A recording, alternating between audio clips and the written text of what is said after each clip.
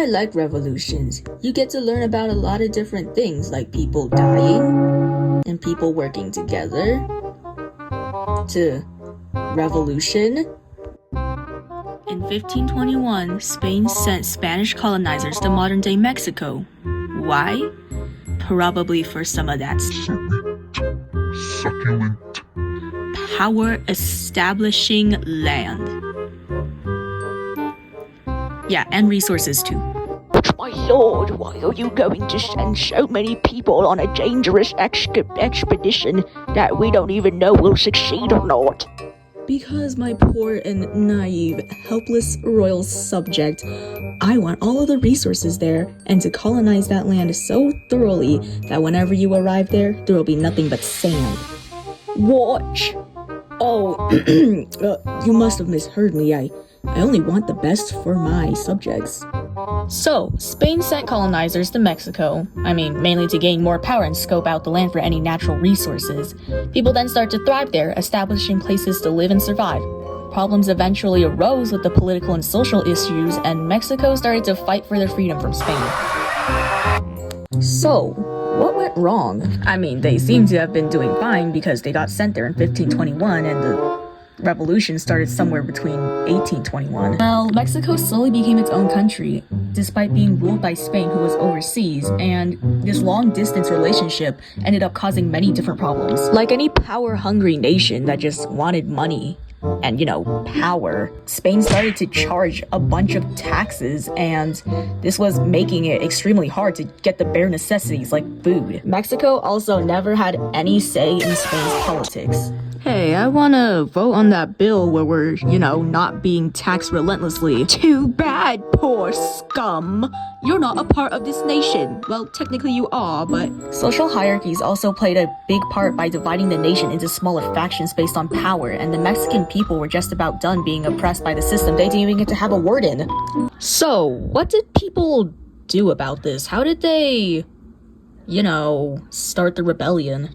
We're gonna refer back to our social hierarchy chart for this. You see this class right here, that sandwich between these other two? Well, that was basically your typical middle lower class, I would say. And then right beneath them are indigenous people that inhabited the land before Spain came and colonized it. These two groups made up most of the population and did most of the hard labor and were the most discriminated against people in the entire nation. Because of all of these reasons, mestizos and indigenous people who made up a majority of the population, again, banded together because despite being the people who contributed to Mexico the most, they faced the most discrimination due to their low social class and political positions. After years of being discriminated against, along with slaves, they managed to round up the most chastised people of the nation. Slaves being enslaved and forced to work, indigenous people being treated like they were no more than slaves, and mestizos being forced to do most of the hard labor because of a mere label, caused a break from Spain that a majority of Mexico wanted dearly. What now? They have a reason to rebel, but how are they gonna do it? Who's gonna lead the rebellion? Well, a Mexican Roman Catholic priest supported the revolution, and his name was Miguel Hidalgo.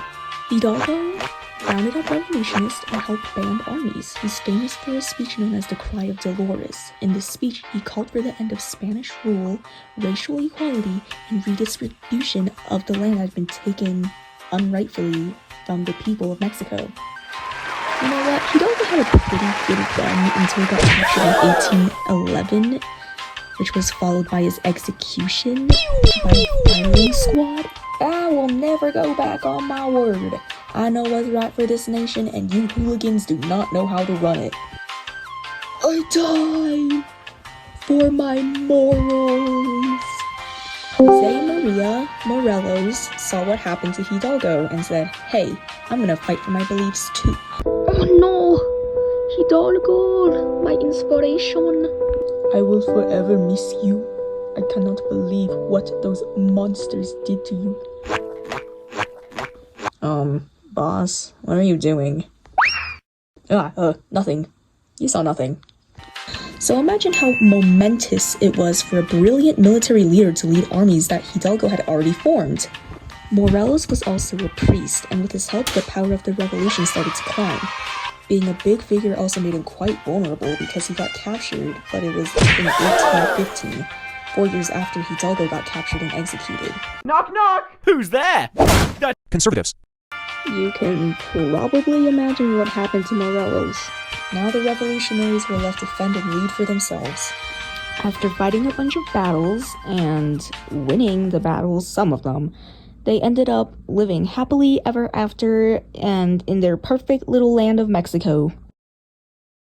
I'm obviously kidding, but I'm not gonna explain why. I'm gonna let this guy explain why. Hi, I am homeless hobo that was forced to speak here for $10.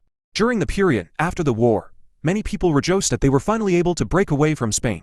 Though the war supposedly ended discrimination and paved a fair way for all people to live, it still held on to social hierarchies from the past, and rights for mestizos and indigenous people were slow to manifest, along with slavery despite being abolished, still existing.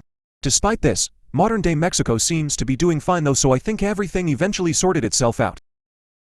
Can I have my $10 now?